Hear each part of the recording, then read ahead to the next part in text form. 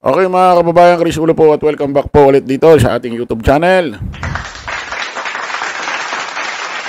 Okay ito mga kababayan, pag-usapan ho natin itong taong ito.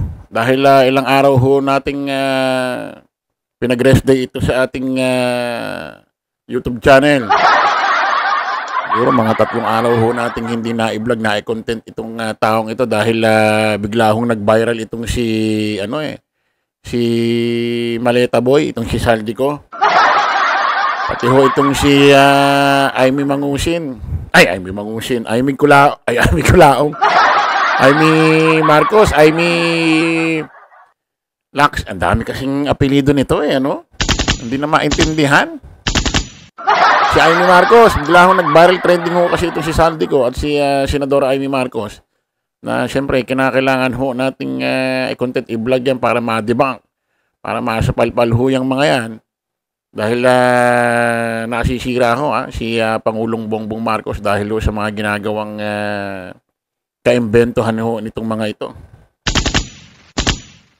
Pero ngayon siyempre, medyo baka na-recharge na ho ang utak nitong taong ito, kaya i-content, i-vlog na natin. Ipakilala natin. Dating miyembro ho ng The Barkads. Dating miyembro, dating host ho ng kilalang noontime show. Na Itbulaga, walang iba. Palakpakan ho natin, Mr. Anjo Iliana. Wow Oho. Ay, nako, marami hong nasyak marami hong nagulat. Dahil, nako, ito ho si Mr. Anjo Iliana, matapos hong siraan itong Itbulaga na kung saan ay meron daw hong meron daw hong sindikato at siraan din ho itong si Tito Sen, itong si Senador Tito Soto na kung saan ay miyembro din na ho ng sindikato dyan ho sa Itbulaga. Maraming binakbakan ito, Senador Rapi Tulfo o sino, marami pa. Abay, after ho manira ng kung sino-sino, abay, bigla na lang ho napunta sa SMNI.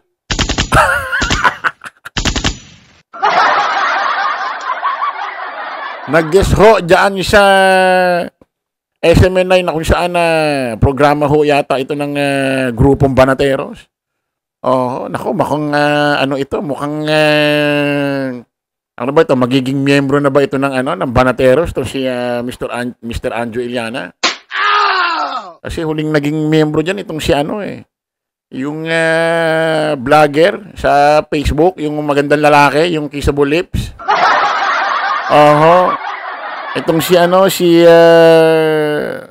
si Jack. Oho, yung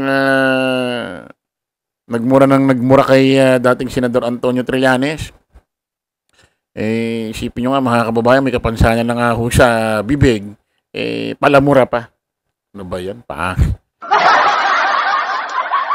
Ito mga kababayan, noong mga nakaraan ho kasi itong si Mr. Anjo Iliana ay nagpapakita ho ng mga larawan na kung saan ay nandoon ho siya sa programa or studio ho ng SMNI.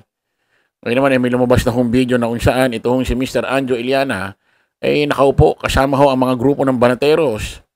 At ini-interview ho siya ng mga host nito. Kumbaga, nagbubulahan ho sila mga kababayan. At nako ito mga kababayan Nako, nagpasalamat ho itong si Anjo Iliana kay Pangulong Bongbong Marcos. Pakinggan natin kung bakit ho nagpasalamat. Bago ko sagutin yan, pwede bang magpasalamat muna? Nagpapasalamat ako kay PBBM. Maraming salamat. Kasi laos na ako Dahil sa pagnanakaw dito sa gobyerno, sumikat ulit ako sa TikTok. Kaya Congratulations, Sir Anjo, pagbabalik. No? Maraming salamat.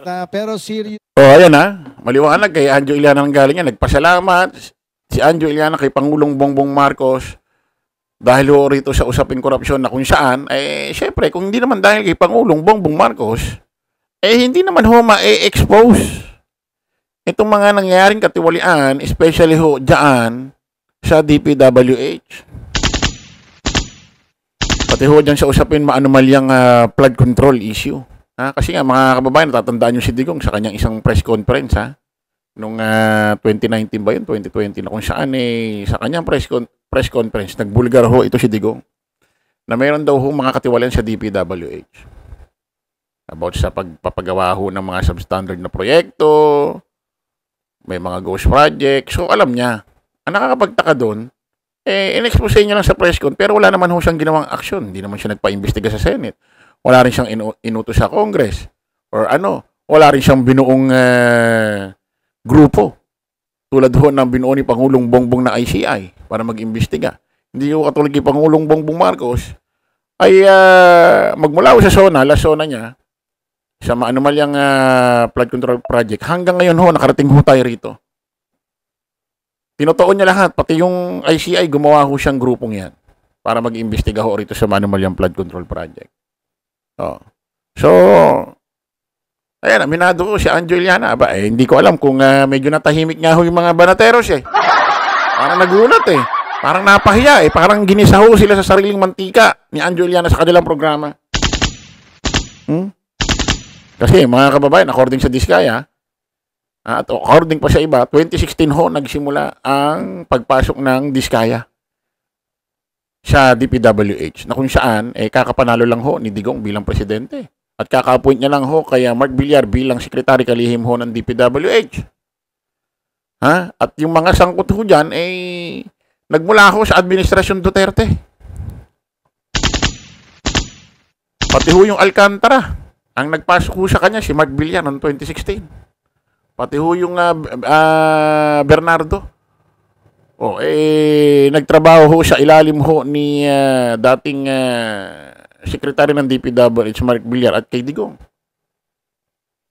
So, dito lang ho nabulgar sa administrasyon ho ng Marcos kay Pangulong Bongbong Marcos. Patuloy natin. Obviously, Mr. President, ganyan ko kausapin si Mr. Asa yung camera ko. Mr. President, gabi-gabi kong ina-address si Mr. President pag siya may mga nakikita kong mali. Katulad yan kay Auntie Claire. Kung naalala nyo o kung napanood nyo, pinagalitan pa ako ni Auntie Claire. Sabi niya, who are you? Anjo Iliana, who are you? Nasaktan ako noon, hindi para sa akin. Nasaktan ako para sa maliliit na tao.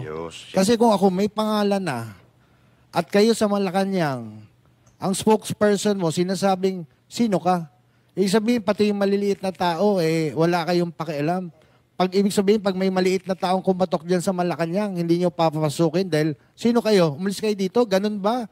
Mr. President, ang patakaran nyo. Number 2, ang galing manipula ni, ang galing manipula.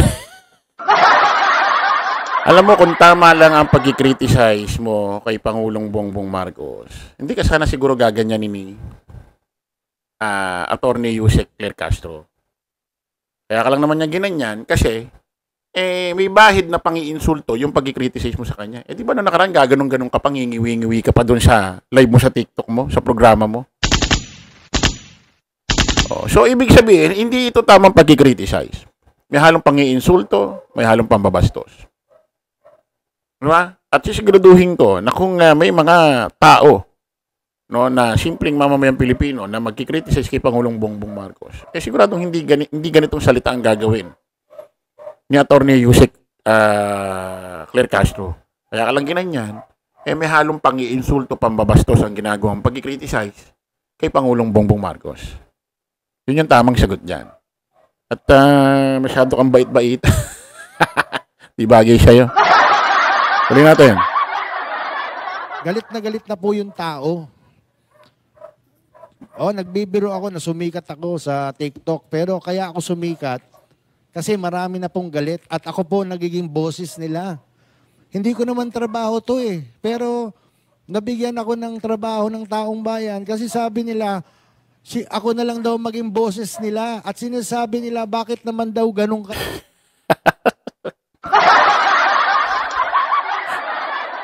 Ganyan lagi ini-insist ni Anjo. Sabi ng taong bayan, siya raw magiging boses. Sabi raw ng taong bayan, ang tawag sa kanya, Kuya Sen. Kasi kay Senador Tito Soto, ang tawag Tito Sen. Parang lagi niya ini-insist na taong bayan yung nag-uutos kung bakit kumbaga nagkikriticize siya ngayon sa administrasyon Marcos. Sinong taong bayan yun? Sino? Anong tatak? Tatak DDS? Mga DDS lang naman yun. Ay, nako, Anjo. Sikat ka, may pangalan ka sa showbiz. Pero dito, sa social media, dito ho sa mundo ng social media, the way na kung paano ka magsasalita about politics, magmumukha kang tulonggis. Hindi mo mundo ito, Mr. Anjo Eliana. Hindi mo mundo ito. Siguro, mga 5 years pa, bago mo talaga masubaybayan, masundan ang agos ng politika. At kung paano ka the way magsalita about politics. Hindi mo mundo ito. Magmumukha kang talonggis dito. O, syempre, nandiyan yung banateros, wala namang ibang gagawin yan kung di sakyang ka lang at uuhan yung mga sasabihin mo dahil guess ka nila dyan. Yeah? Tuloy natin.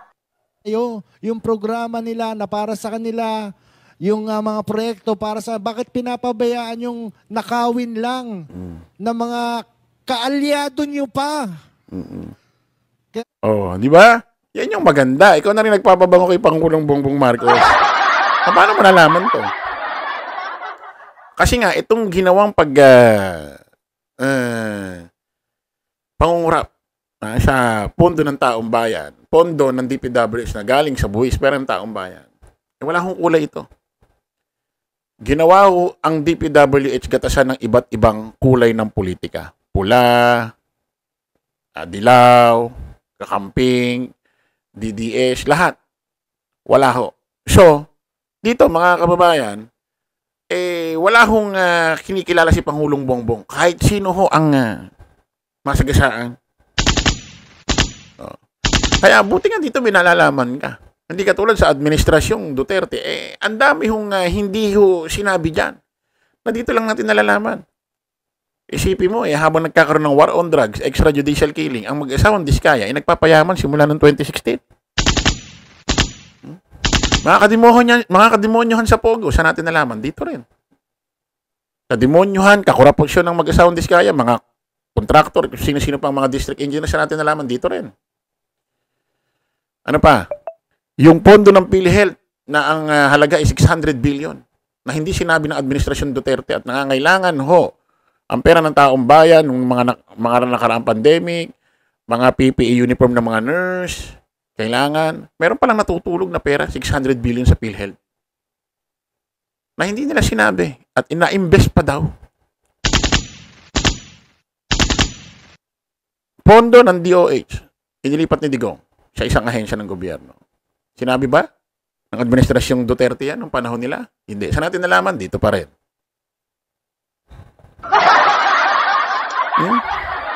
Puro dito natin nalaman. Sinabi ba nila yan? Bibindi Sara Duterte. Merong 1.5 milyong piraso ng laptop at iba't ibang kagamitan ng mga estudyante na nakatambak doon sa warehouse ng DepEd. 4 na taon. 2 taon siya tatay niya, 2 taon siya kanya. Saan natin nalaman? Dito lang din, sa administrasyong Marcos. Ano pa gusto mo, Anjo?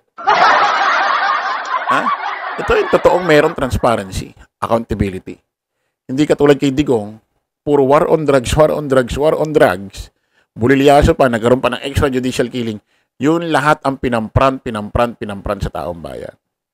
Habang may mga nakatago na issue, korupsyon sa administrasyon Duterte. Na dito lang natin nalalaman. Ano pa? Ano pa? West Philippine Sea? Sa West Philippine Sea, ano pa gusto mo malaman dyan? Yung mga mangingisda sa West Philippine Sea noong panahon ng Duterte, nakakapangisda ng malaya. Bakit? Kasi nga, yun yung kabayaran. Na habang nangingisda ng malaya, ang mga mangingisda natin Pilipino, ang China, si Xi Jinping, nagtatayo naman ng mga building doon sa Scarborough Show. Nagtatayo ng mga struktura. Yun. Kumbaga, naisahan ni Xi Jinping si Digong. Sige, may mangisda ka ng mangisda dyan, di naman mauubos ang isda. Basta kami rito, nagtatayo ng struktura. Hindi namin kayo pakialaman, huwag nyo kami pakialaman. Ganoon sila nauto. Ngayon dito, hindi masyado agad nakakapangisda ang mga mangisdang Pilipino sa Administrasyong Marcos. Bakit? Hindi kasi nararanasan ng China yung nararanasan nila sa Administrasyong Marcos kay Digong. Dito kasi pumapalag ang gobyerno. So, saan nila gaganti? Eh, di gagawin nila, magiging mahigpit sila dyan sa West Philippines, sa Scarborough Shoal. Higpitan nila mga ingisda, higpitan nila mga Coast Guard, ganun. Ano pa? Ha? Ano pa? O, sabi ni Digong, I love the people of the Philippines. Paano mahal mo ang mamamayang Pilipino? E libo-libo na matay sa administrasyon mo. Ano pa? Sabi niya, I love my country. Paano mo nasabing I love my country? Eh, gusto mo maging probinsya tayo ng China. Paano mo nasabing I love my country? Eh, hinayaan mo ang China magtayo ng istruktura sa isang bahagi ng Pilipinas 2016 to 2022. O, ano pa?